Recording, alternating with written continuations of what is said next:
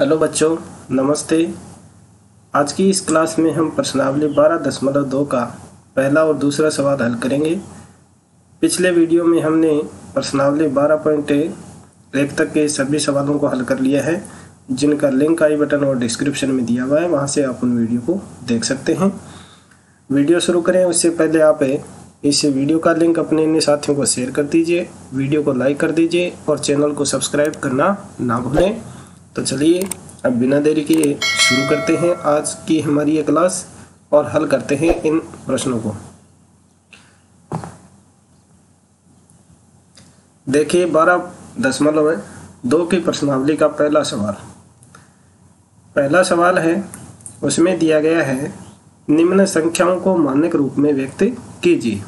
अब यहाँ इस प्रश्न में 5 पार्ट्स दिए गए हैं, इनको हम एक एक करके सरल करते हैं। तो देखिए मानक रूप में लिखने के लिए हम क्या करेंगे, सबसे पहले ये जो संख्याएं हैं इनका जो दशमलव है यानी जो पॉइंट है उसको हटाएंगे। तो यहाँ देखिए 0.0000 यानी ये बहुत बड़ी संख्या है और इस बड़ी संख्या को संक्षिप्त रूप में लिखना ही क्या कहलाता है, मानक रूप कहलाता है। तो यहाँ देखिए दशमलव के आगे जितने अंक हैं उनको हटाने के लिए क्या करेंगे, हम बटा में उनके 1 लगा करके उतने ही 0 लगा देंगे। तो यहाँ संख्या है वो कितनी है, 85 है। तो इसे 85 को बटा के ऊपर लिख देते हैं। और अब देखिए दशमलव के आगे कितनी संख्याएं हैं, 1 2 3 4 5 6 7 8 9 10 11 12 और 13 है। ठीक है, तो यहाँ 1 लगा करके और 13 शून्य लगा देंगे। तो 3 4 5 6 7 8 9 10 11 12 और ये 13।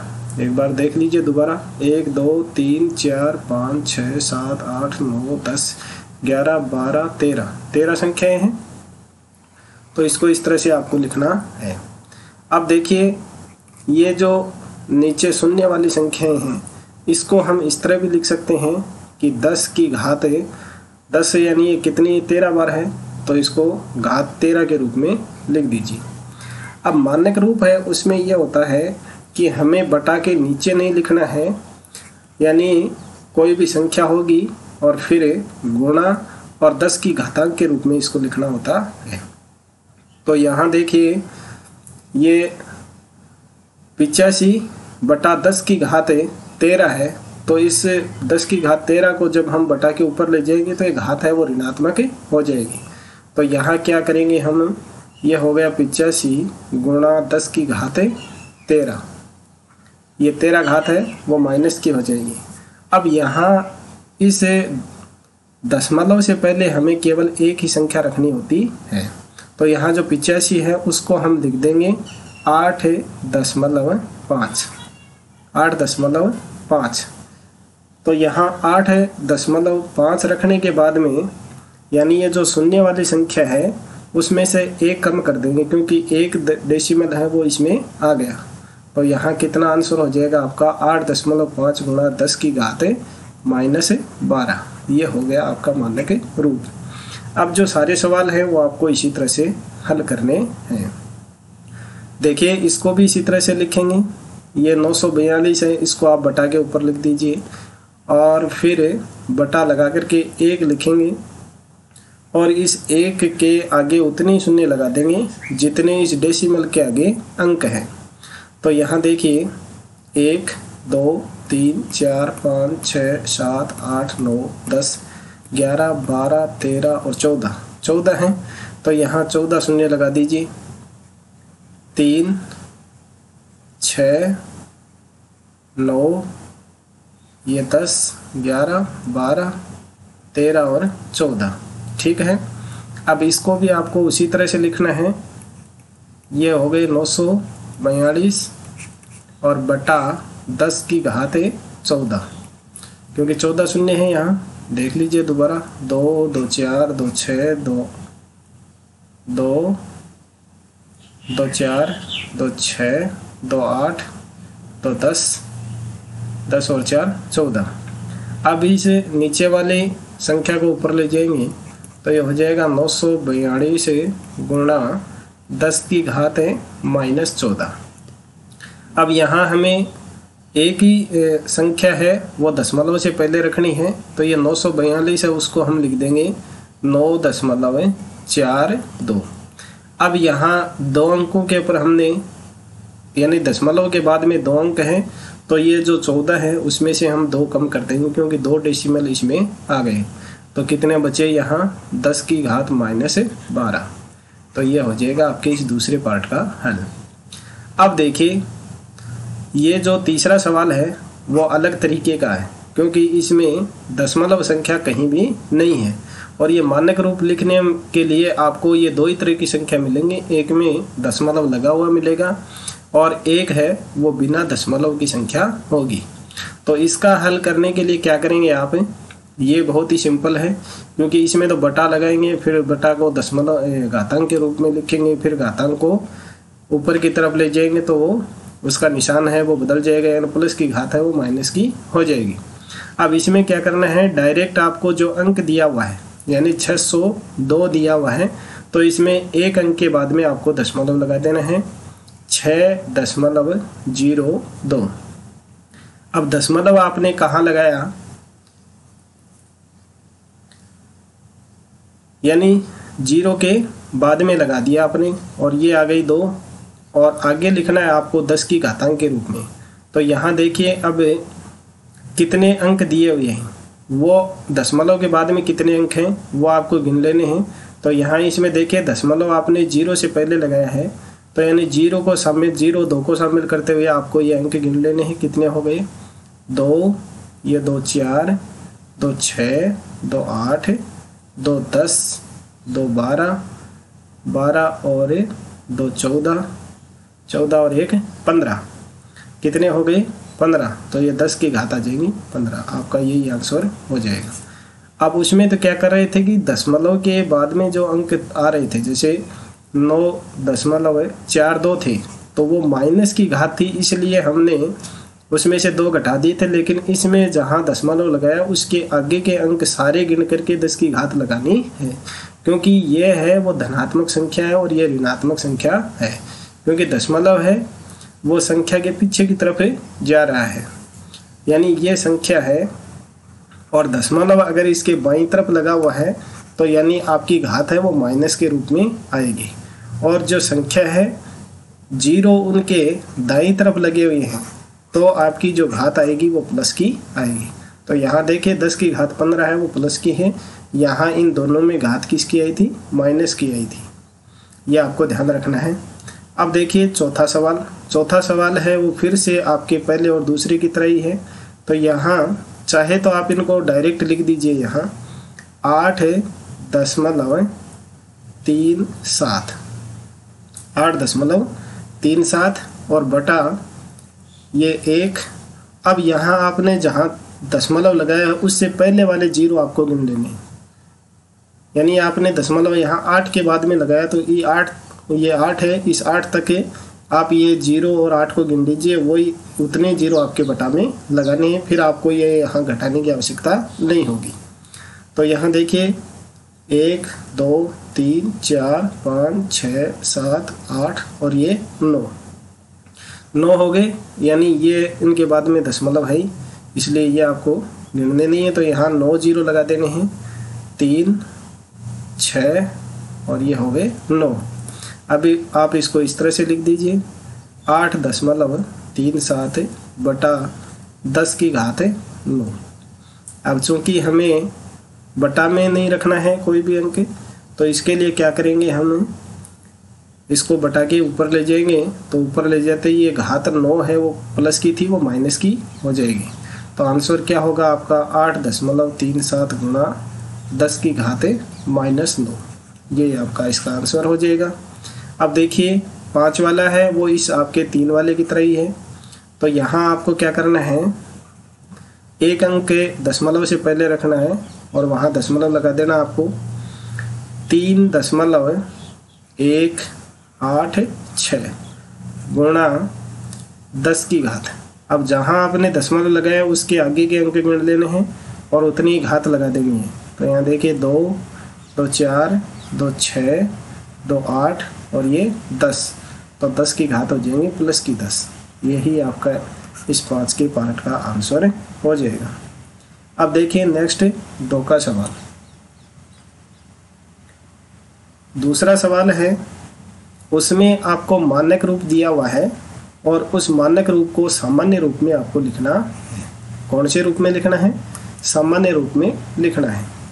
तो यहाँ देखिए ये दिया हुआ है सवाल पहला, 3.02 गुणा 10 की घात -6। -6 का मतलब है आपको ये दशमलव है वो 6 अंक के बाईं तरफ ले जाना है, यानी 3 के इस दशमलव के बाईं तरफ ले जाने हैं और इस दशमलव को, और अगर घात प्लस में हो तो आपको ये दशमलव है वो जितनी घात लगी हुई है उतने घात दाहिनी तरफ ले जाना है। तो सबसे पहले ये जो माइनस वाली घात है इसको हम प्लस में लिखेंगे। जैसे अभी हमने प्लस की घात को माइनस में किया था, तो यहाँ ये माइनस वाली घात है इसको प्लस में लिखेंगे। तो क्या करेंगे, इसको लिखेंगे 3.02 और ये अब आ जाएगी बटा में 10 की घात 6। अब क्या करेंगे, ये 3.02 बटा 10 की घात 6 का मतलब है कि यहाँ 1 के आगे 6 शून्य लगे हुए हैं, ये हो गए 6 शून्य। अब यहाँ इस बटा वाले शून्य हैं उनको हमें हटाना है। तो हटाने के लिए क्या करेंगे, ये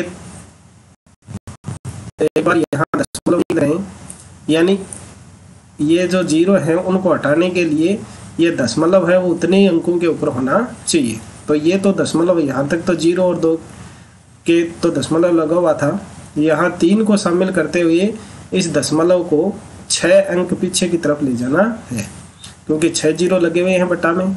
तो 1 और ये 2, ये 3, ये 4 और एक बार इस बराबर को मिटा देते हैं।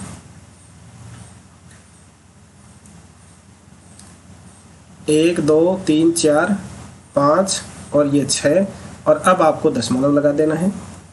तो ये हो जाएगा आपका आंसर 0.000000302।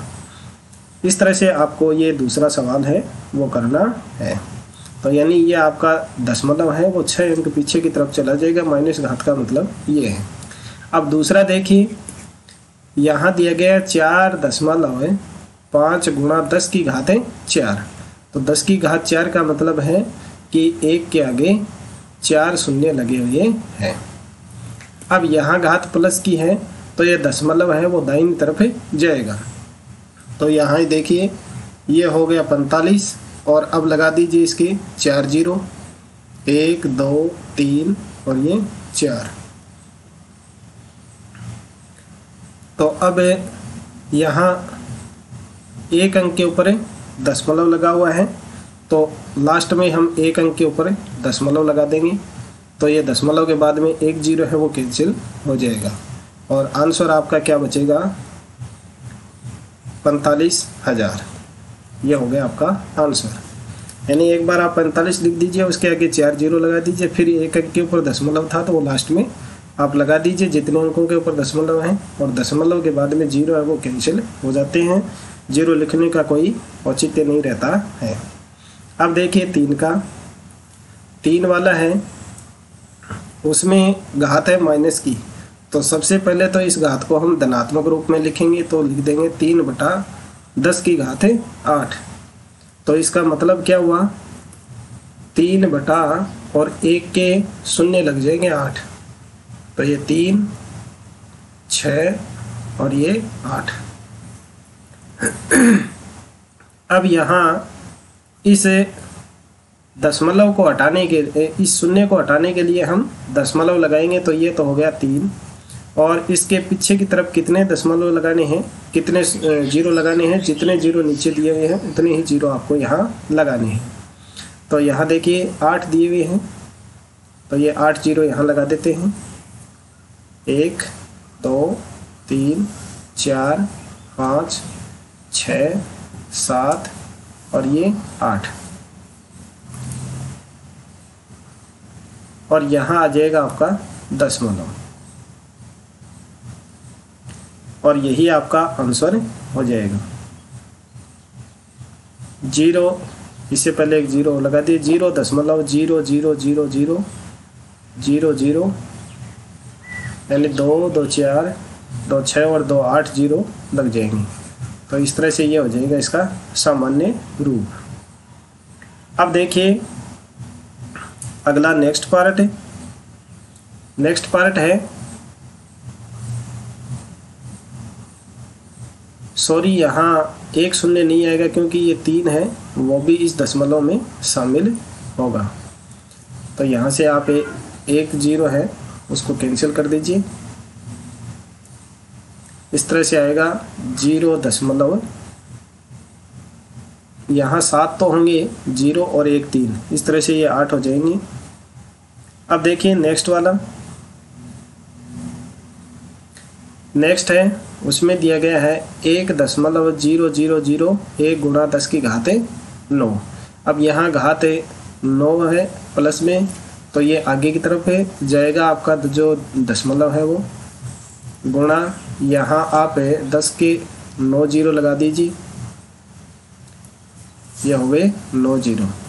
अब यहाँ ये संख्या है वो जो कि त्यों रख दीजिए आप,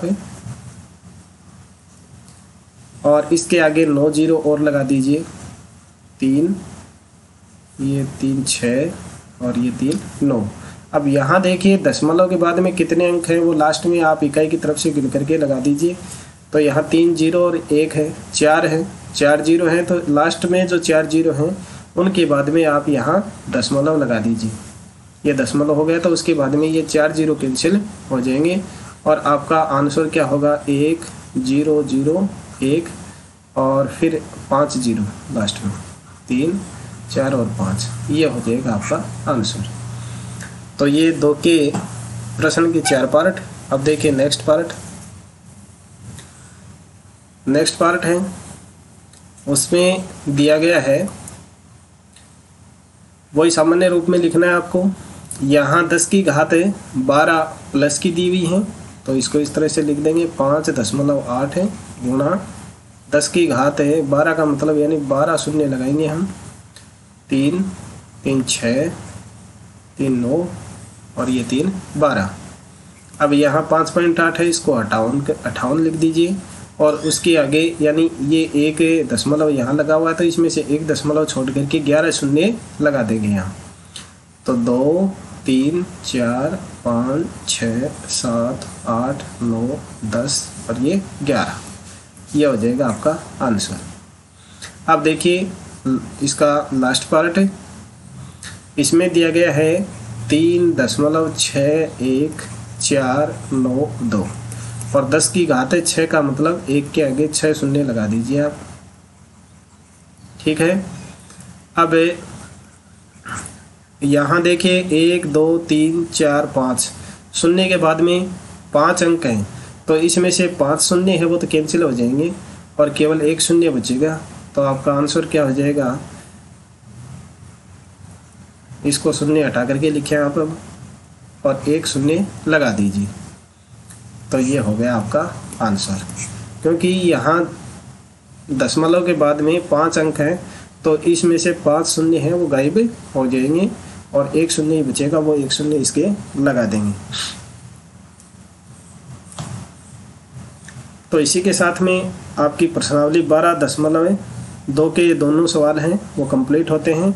आई होप वीडियो आपको पसंद आया होगा, तो इसको लाइक कर दीजिए, अपने अन्य साथियों को शेयर कर दीजिए और किसी भी प्रश्न के लिए अगर कोई डाउट है तो वो कमेंट करके ज़रूर बताएं और वीडियो को छोड़ने से पहले चैनल को सब्सक्राइब करना ना भूलें। मिलते हैं अगले वीडियो में, तब तक के लिए नमस्कार, थैंक यू।